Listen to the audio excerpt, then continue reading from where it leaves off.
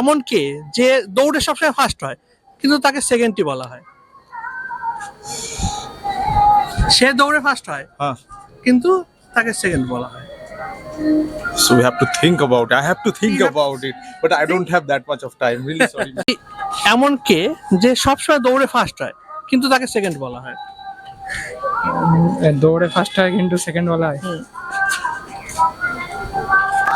ইয়া খরগোশ, একটা কচ্ছপ খরগোশের গল্প আছে।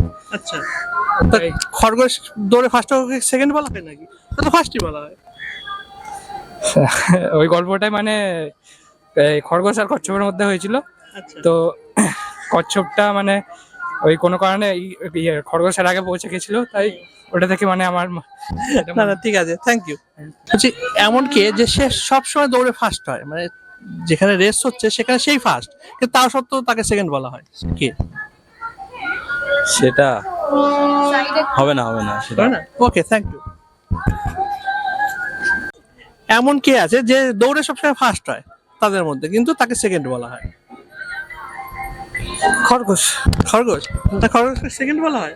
হ্যাঁ, কারণ খরগোশ তো ওই টর্টয়েসের সাথে দৌড়ায়, হ্যাঁ, সেখানে দাঁড়িয়ে তো ও সেকেন্ড, ও তো অ্যাকচুয়ালি সেকেন্ডই হয়ে যায়, হ্যাঁ। মানে কিন্তু এ সেকেন্ড হয় না, এ ফার্স্টই হয় কিন্তু তা সত্ত্বেও ওকে সেকেন্ড বলা হয়। না, বলতে পারবো না। আচ্ছা, থ্যাংক ইউ। এমন কে যে দৌড়ে সবসময় ফার্স্ট হয় কিন্তু তাকে সেকেন্ড বলা হয়? জানেন। ওকে, থ্যাংক ইউ।